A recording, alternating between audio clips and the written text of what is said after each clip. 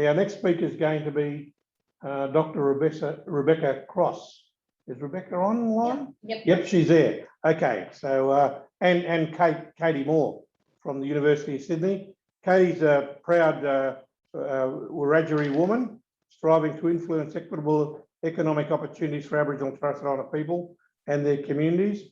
She wears multiple hats to impact change, and she's currently project manager for the Sydney Policy Lab at the University of Sydney and project manager for Indigenous engagement at TSA Management, non-executive director at Relationships Australia, New South Wales, Aboriginal advisory member at KU Kids Services, and advisory panel member of Opal Healthcare. She is very busy, we can work that out.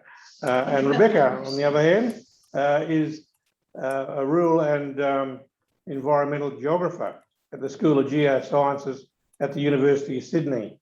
And the last several years, she's been involved in the Indigenous Grasslands for Grain initiative with colleagues from across the university. And this is what they're going to be talking about today, Indigenous grasslands. So over to you, Katie and Rebecca. Thanks very much. Whoops, so hopefully you can see my screen and hear me okay? Yep, we can. Awesome. Okay, well, thanks very much for letting us participate in this seminar series and to present some of our basically, we're going to present the development of this initiative as it's been going the last 5 years at Sydney Uni.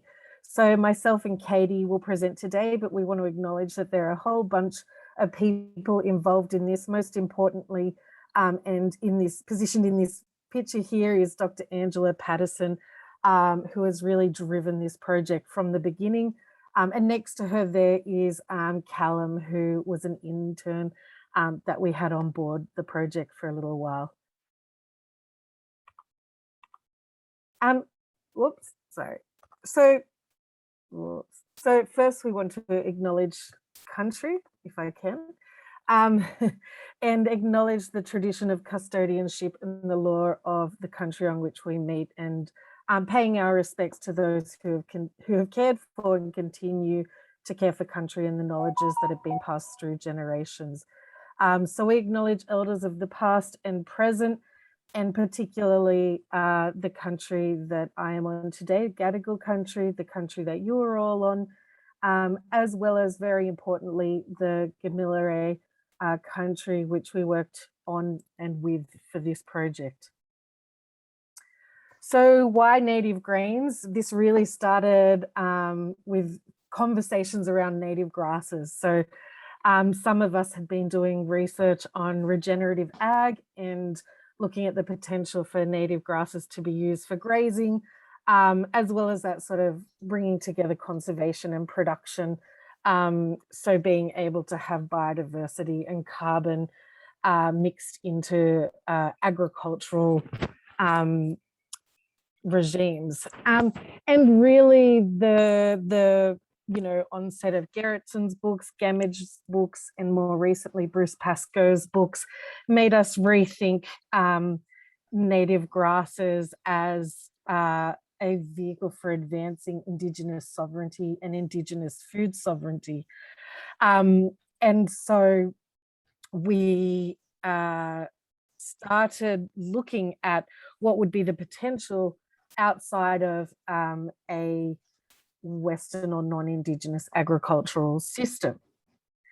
And this work is really based up in Narrabri, which is where Sydney Uni has the campus up there on the IA Watson Plant Breeding Institute. And we've recently bought land there as well, a farm called Lara.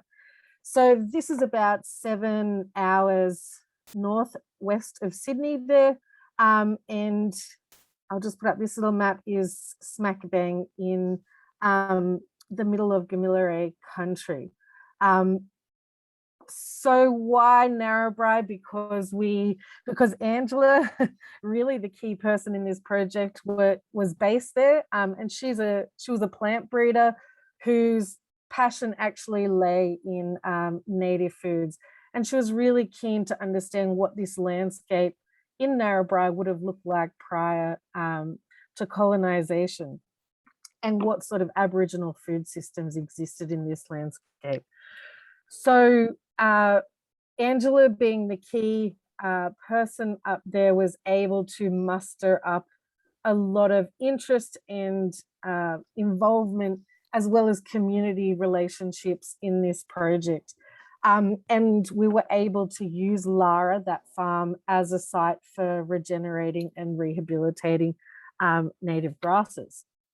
And there's Callum there with some of the baby native grasses. So this project or this initiative was really informed by Aboriginal people, and that's been at the heart of our approach. And so I've just got a few quotes here to share with you from different focus groups and workshops that we conducted that gave us insight into why this is important and what this could look like. So we War Local Aboriginal Land Council, in our discussions with them, they really expressed that they didn't have land and they didn't have a lot of staff capacity, but we're really, really keen to be involved, and we're keen to have native foods and native grasses as part of what they provided through their cultural workshops. So this is a little image here of the Wee Waa community doing some native grains cook up. And just another quote from them. So they're looking at what the potential is, how they could help locally. So this local Aboriginal Lands Council really discussed how they would love to partner with other local Aboriginal land councils to start a baby industry and to be involved in that. In contrast, Narrabri Local Aboriginal Land Council was seen by Wee Waa Local Aboriginal Land Council as the richer land council, and they had quite a few parcels of land.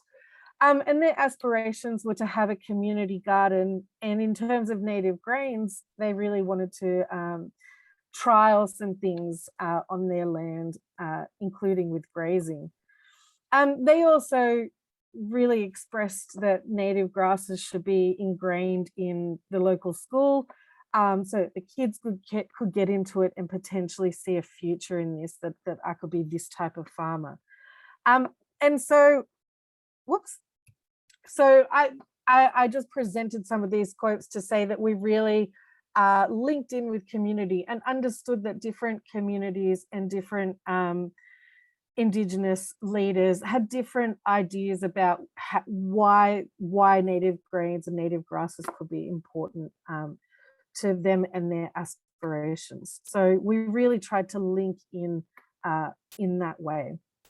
Furthermore, at some of our native grasses for grains workshops, so this here is a quote from Noel Butler, and it really came across that provenance and Indigenous cultural intellectual property were really, really important aspects of any work that happened in the native food space, particularly the native grasses space. In addition, Uncle Bruce Pascoe, he really discussed the need for us to think about production and agriculture in a very different way, and that a native grains industry would have to respect this and embody these aspects. The third there is from Aunty Rhonda Ashbury, and she really pushed the idea of that this needed to be an Indigenous-led, Indigenous-owned industry, and therefore was really connected with economic self-determination for community.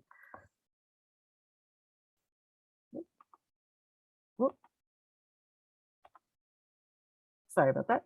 And so our Indigenous Grasslands for Grains journey has, over the last 5 years, we have developed these partnerships and built these partnerships with Gamilaré communities, including the Wee Waa and Narrabri Laoks, as well as 10 other Laoks in the region, including Moree Laok and Mungandai Laok. We've also partnered very strongly with Moree TAFE, and they are transforming their conservation land management training package to include a lot of the information that is coming out of the Grasslands for Grains project. We've also partnered with Black Duck Foods, and very much around a specific point. So oh, I should press this one and show you just these key projects first before I explain our relationship with Black Duck Foods. So some of our key projects have been DigiFarm, which has been actually putting the grasses in on Lara, on that farm, and managing them in different ways and looking at what cool burning can do, as well as other types of management. We also had a paddock to plate project, which was very interdisciplinary, maybe transdisciplinary, looking at what the potential was from the production system all the way over to how the grains can be baked, how they taste, etc.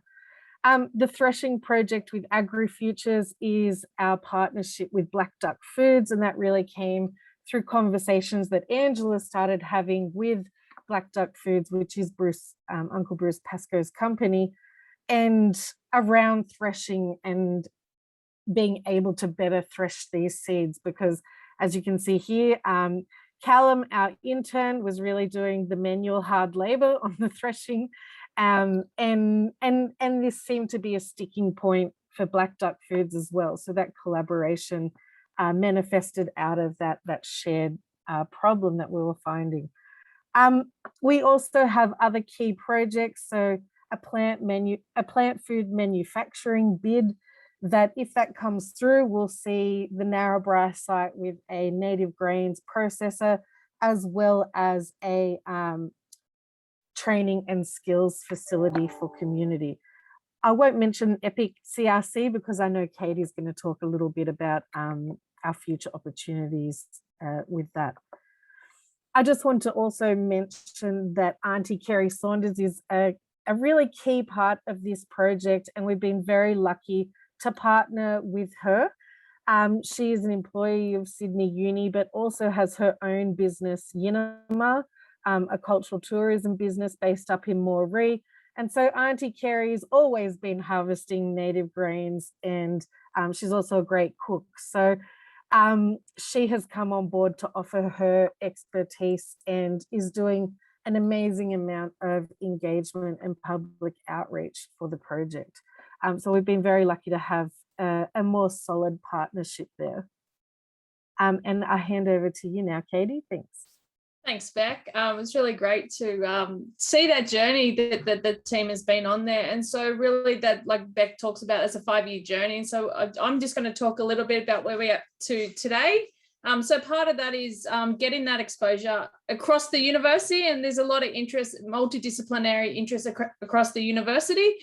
And so these are some of the areas where we're having conversation and consultations on how do we work with the community, and everything we do is led by community to really bring the expertise of the university and our academics and the resources we have at Narrabri, but also across our campuses to really build a future for economic development of the communities up there. So we've formed a leadership group, and what we're doing at the moment is really looking at the strategy. What do we want to guide, and how do we want to phase this work over the next few years, and what research projects, industry partnerships and coalitions we can build in those communities. So this is just giving a sense of, obviously there's so many interrelated impacts and outcomes that can come out of this work. So at that core is the local community. Of course, it's growing grasses and grains on country, so it is based in that local community, but also the neighbours, and so then the regional community, and really making sure that we understand what those aspirations are, and then we build in with the community, industry and research partnerships as we build this work together. So as we're going through this process of looking at the opportunities, so like Beck referenced in her projects, the economic participation of Indigenous communities, CRC, is a really large bid across a lot of streams, and the research program is really focusing where we want to intersect is in the native food industry. And so we're looking at how we can partner with this work that is ongoing.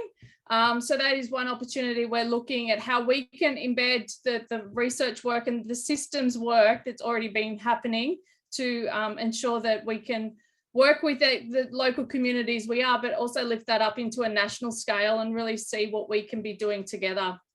So that's one piece of work we're looking at.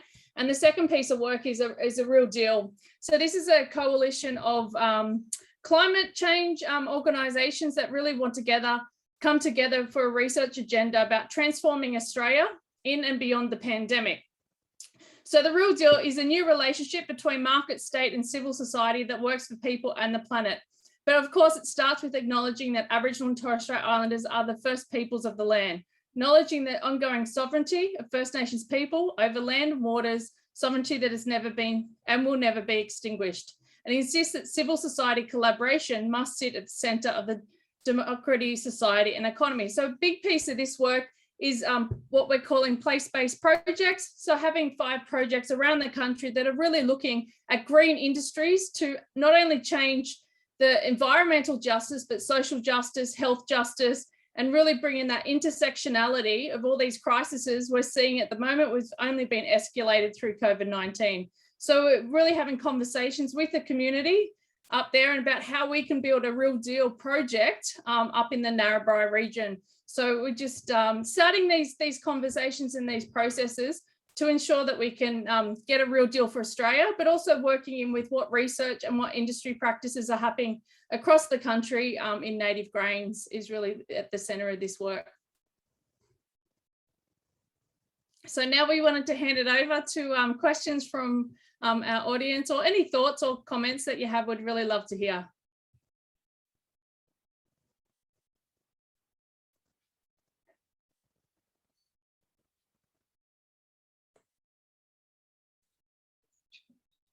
There's also a comment from Connie. Interesting to hear about the diversity of reasons why development of native grains is important to different communities. There seems to be a wide range of how this research can provide benefits for all the stakeholders. Thanks for sharing this research. It's a great presentation. Yeah, I think I'll let Beck jump into this one as well, but I think actually the challenge for us is because there's so much interest across so much disciplines that really want to engage with this work and really see the opportunity of investing into native grains industry, but also the interconnected health and social benefits that can come from that. So it's about how we can step this out and really get a core strategy of how we start, working with these processes. But it is really interesting, and there's such goodwill to partner with us. Yep, I agree, Katie. And I mean, that's where the coalition, and I know that Black Duck Foods are developing an alliance, and that's where, we're collaborating, not competing. We've all got the same goal, and we always look for more collaborators. But yeah, as Katie said, every discipline comes into this. It's transdisciplinary. So there's a lot of moving pieces. And thanks very much, John, for your comment. So yes, we're particularly partnering with the Poche Centre through John Skinner, and that's why you're part of this interdisciplinary collaboration with us. Thanks very much, Kylie. And Kylie Gwynn has, and Josephine Gwynn has particularly been in conversation with us on this project as well. And thanks for your other comments there. We did have one question just pop up now. Okay, one last question. A question, Catherine Refshorgi. I presume this involves caring for land as well. Great for managing and reducing climate change. Yes, definitely, Catherine. And that is an angle that we really started with that integrating production and conservation. So grasslands are going to be key for sequestering carbon. They're key for biodiversity, and they form the basis of an Indigenous food system with legumes, forbs, fruit trees, other plants and animals part of that ecosystem. So that's why we're looking at it as a different type of production system, not a monoculture, but an ecosystem from which you can harvest. Yeah, and on that piece around managing and reducing climate change, I think it's a really interesting piece where so much of that conversation is what we need to stop, the industries that we need to stop, like our fossil fuel industries, whereas this is a really great example of what we need to start, we build and engage. So it's not really trying to transition people from one thing to another. It's it's how do we use this land where these crops grow to better use and work out how we can best manufacture to have an industry that's led and owned by Indigenous peoples. Yeah, and definitely, and a lot of people don't realise that grasses are better carbon sequestration than trees are, and on the one hand, but the other, as we've seen in the top end of Australia through the controlled burning, is that you can get a lot of carbon credits off management, and native grasses particularly are deep rooted, which is offering a greater opportunity for carbon sequestration. Exactly. Thanks, Professor. No worries. All right. Well, thank you both for that exciting one.